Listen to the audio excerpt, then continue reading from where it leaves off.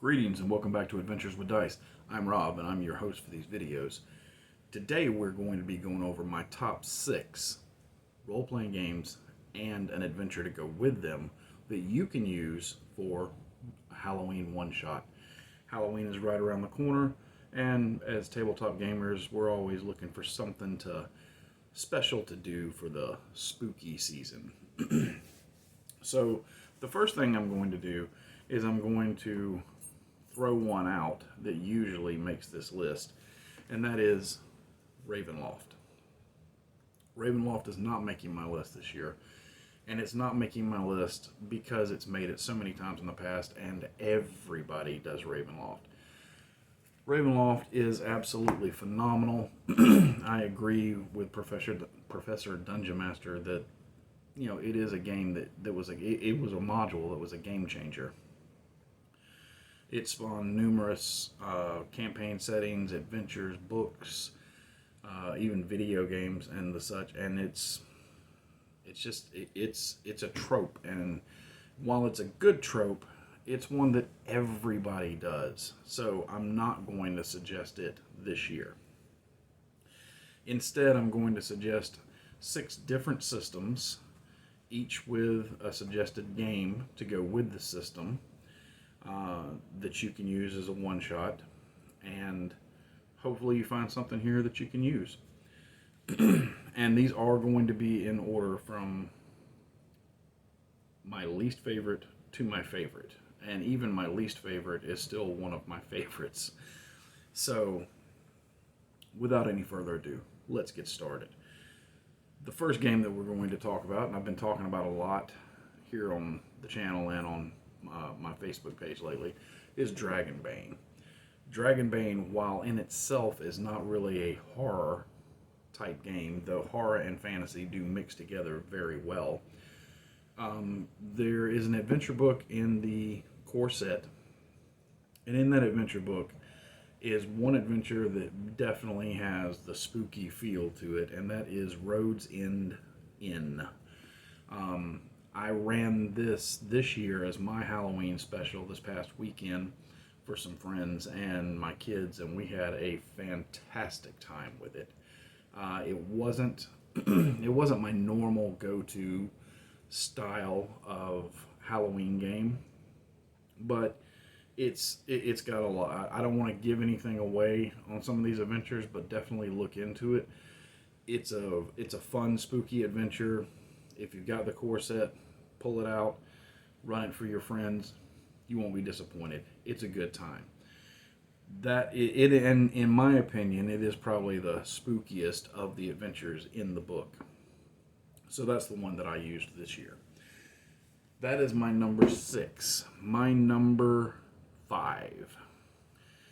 I'm going back to Basic Fantasy. Yes, I know there's a newer edition of it out, but I haven't felt the need to pick up a newer edition, but still works just fine, and the adventure I'm going to suggest with it works just fine as well. Now, Basic Fantasy, again, in itself is a variation of D&D, and I've had a lot of fun with this over the last few years. It's a really good game, but we're looking at Halloween games. Now, Halloween games, obviously have horror, and most of these are going to be, like the first one was Dragonbane, the second one Basic Fantasy. They're a mixture of horror and fantasy together, and horror is one of those tropes that really mixes with pretty much everything. It doesn't matter whether it's sci-fi or fantasy or even comedy for that matter. But you can use horror in pretty much anything, and it has been done in Adventure Anthology 2, another game that I ran. I think I did this one last year or the year before, is on page 59. It's Horror at the Pumpkin Festival. And this was a lot of fun to run. It's got some danger to it, but it's also got some lightheartedness. And it has some of my favorite rules that I've used in multiple variations of D&D, because the characters all go to the Pumpkin Festival. And there's a time period in the beginning of the game where they are able to participate in different events and things like that, and it has rules for all that in there. So I've used that in other role-playing games, whether it's Old Swords Reign, or obviously I did it in Basic Fantasy, but I've done it in White Box, so on and so forth. You can do that too. You can use it with whichever D&D system you want to. Most of the stuff in that adventure is very translatable between the games, or you can just use it with Basic Fantasy. Basic Fantasy's rules and this adventure anthology are all free on basicfantasy.org. You can download them, you don't have to pay anything, and boom, you got a free game you can run for Halloween. But it's a lot of fun. I highly suggest it. Check it out. And these you could spread out and have games, a Halloween game for your next 6 years. So, my number 4. My number 4, I'm going back to ICRPG. I love ICRPG. My players didn't care for it as much, and I think their biggest complaint that they came away from was they didn't care for the way character progression and growth worked. They didn't feel like they got the progression and growth fast enough to keep up with the monsters, and that may have been my fault for throwing stuff too tough at them. But I get bored with goblins and orcs real quick, and I want to move on. Regardless, like I've said before, I use ICRPG now as mostly a toolbox for my GM kit. There are so many great ideas in this game that you can use in your other role-playing games. And I'm going to be talking about that in an upcoming video on resources for Old Swords Reign that I use, and this is one of them. Now I have this, I have the World's Book, the Magic Book, all that. I have the Master Edition. I've done a video on the comparison between the two. I personally am not a massive fan of the Master Edition. The Master Edition, while good, to me feels like it's missing some stuff that is in here. So when I ran the game, I definitely used 2nd Edition Core more than anything else for my rules.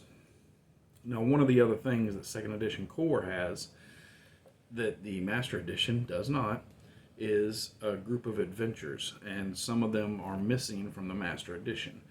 One of which is called Beneath the Door. Beneath the Door, I ran it last year, but it wasn't at Halloween. It was just a one-shot night that I did. And Beneath the Door is ICRPG. It's a Call of Cthulhu style adventure. It's very Lovecraftian style adventure. It's very, very deadly, and it's a lot of fun to play with. If you run it, I would highly suggest playing up the trope of isolation, because I believe that's a key point to horror in any game, is being isolated. It's why the movie The Thing works so well. But yeah, if you like Cthulhu style or Lovecraftian style role-playing games or one-shots, Beneath the Door from ICRPG 2nd Edition Core is fantastic. I highly recommend checking it out. Number 3. Alright, so number 3, we're going to switch gears. We're going to go into space. And we are going to go into space with a product from Free League, another one. They did Dragonbane. They also did Alien, the role-playing game. And there's actually 2 suggestions for this. Now, if you pick up the starter set, which comes with a phenomenal amount of stuff, you get the adventure Chariot of the Gods. And Chariot of the Gods, I have run multiple times. It's a fantastic, very creepy, again, isolation tropes are in play here. You're trapped on a ship with monsters. I don't want to give too much away, but Chariot of the Gods is absolutely phenomenal. The maps are great. The story is great. I've enjoyed it every time I've run it. My players have enjoyed it. Some of them have played it multiple times because they enjoy it. Now, if you have the core rulebook, there is a short adventure in the end of the core rulebook called Hope's Last Day. And Hope's Last Day is about a group of survivors on the colony of Hadley's Hope on the day that the xenomorphs attack and take everybody out. And you're playing a group of with the last survivors who's trying to get off. And this is well before Aliens, the movie, when the Marines come. This is when they lose contact with the outpost. So if you don't have enough time for a very long session, maybe a couple hours, 3 hours, something like that, Hope's Last Day is really, really fun because it's only one act. But again, it's an unforgettable act. We've had a ton of fun playing that one. I've run it probably 4 or 5 times already. All right, so we are getting down to the wire. We are at number 2. My number 2. I'm gonna go ahead and say, I've said it. I said it earlier in the video. Fantasy and horror go together like peanut butter and chocolate. Okay, and nothing illustrates that better than the next game I'm going to talk about for a minute. And that is Warhammer Fantasy Role-Play. Warhammer Fantasy Role-Play is Warhammer role-playing in the old world. And it is a perfect mixture, in my opinion, of that grimdark horror and fantasy together. And I don't think anybody's done it as well as they have. Yes, Ravenloft is fantastic for that particular setting, but Warhammer Fantasy Role-Play has horror everywhere. And it is very grimdark. No matter what you do, there's cultists and bad guys afoot and evil gods that are doing things, and it's really, really good. Now, with just the rules from the starter set, you can play multiple games or scenarios that they have on DriveThruRPG.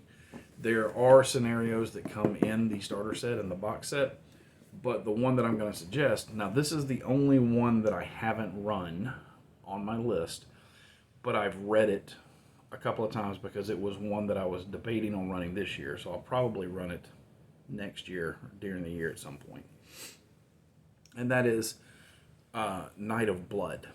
Night of Blood is short, to the point. Again, isolation tropes are in play, cultists are in play, evil magic is in play. There's a lot of confusion and limited resources in the beginning going on that the players have to figure out. And it's also a lot like the starter set, where the scenario walks you through what the players can do, what they can't do, and it's a really good adventure. Again, I don't want to give too much away, but you can get in on DriveThruRPG for free. So if you got the starter set or the main rule book, go grab a copy of Night of Blood, which is an older Warhammer adventure that's been updated to the new 4th edition, and check it out. So, we are down to my number 1 Halloween role-playing game and adventures to go with it. Now, this is not going to be a surprise to a lot of people, but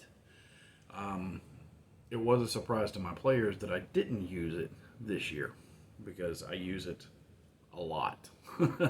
And this is the beginning of our holiday season, which is why this video is later going up. We're right at Halloween, and between now and the beginning of the year, life just gets like super busy. Yay! And I'll get the videos up as fast as I can, but family stuff comes first. So, what is my number 1 role-playing game and scenario for Halloween? DarkPlaces&Demogorgons. This is the Kickstarter cover. There's a blue cover for the regular version, and I know they just put out an Ultimate Edition, or they did a Kickstarter for it. It's not out yet. I do want to pick that up at some point. And it's got a cool looking cover and everything, and I'm sorry, Eric, this is still your best cover ever for any of your books. Love this cover. And it's hardback. It's really beautiful. DarkPlaces&Demogorgons, which is kind of Stranger Things, the role-playing game. It's, in the 1980s, strange things were happening everywhere.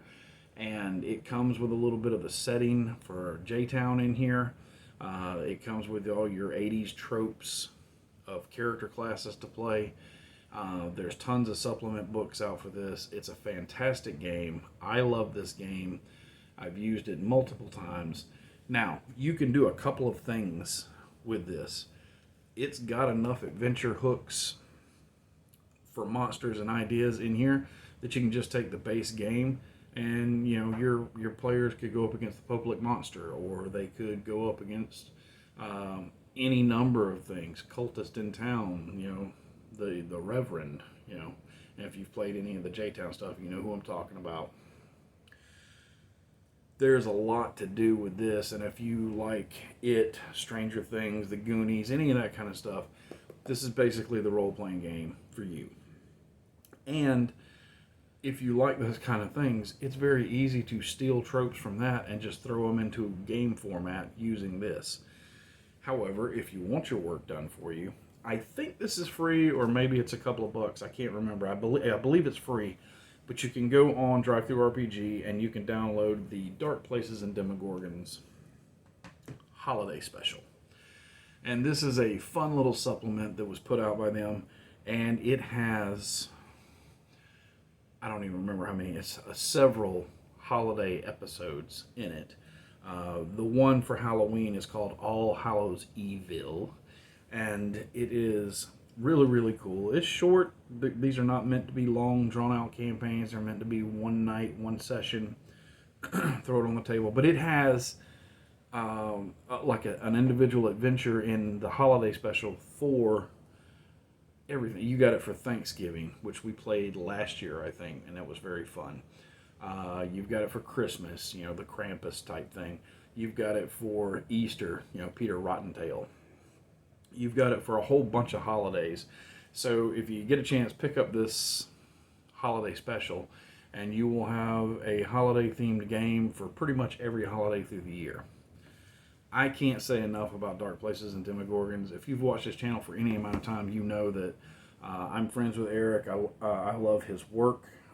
Him and Josh Palmer did a fantastic job on this game, and I'm going to push it every chance I get. And I probably will still be playing it because we're taking a break on my weekly game, my Saturday game, where my kids play Old Swords Reign. We're taking a break because they got to a point where we had a break in the story. And I generally, each year, take the holidays off from around October to January. And a lot of times Haley will run, and she loves to run Dark Places and Demogorgons. And I believe it was last year she ran the Thanksgiving episode, which we had a blast with that. That's a story all in itself. But yeah, I highly suggest picking it up. And if you don't have it, pick up the holiday special, because it's chock full of all kind of great bad guys that you can use and cool story seeds that you can drop in. So that is my top 6 Halloween RPGs and an adventure to go with each. That doesn't mean there aren't other great ones out there. These are just some of the ones that I really like. And I wanted to stay away from the trope of Ravenloft because everybody does it this time of year. Like, everybody talks about Ravenloft like it's brand new. And I love Ravenloft, but there are so many other great role-playing games themed around, or themed appropriately for Halloween, that are out there. Give some other ones a chance. That's my opinion. If you love Ravenloft and that's the game you want to run this year, go for it. I mean, have fun with it. It's a fantastic game. It's a game that it probably pulled me into D&D more and more deeply than any other module I owned. And that still stands to this day. That is a fantastic... I ain't talking about Curse of Strahd. I'm talking about module I6, the original Ravenloft. So, what Halloween-themed games are you running this year? Let me know in the comments. Put it in there. I love to hear that kind of stuff.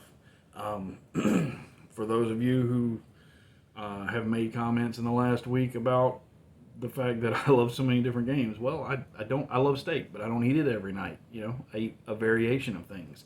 And I like different games for different things. So, I will be back next week with something. I've got several videos lined up, but they will be up, at least some of them will be up by next week. and hopefully you can find some more of the regular content that you like there. If you have any questions, comments, concerns, or sarcasm, you can drop them in the comments section, and I'll answer whenever I get around to it.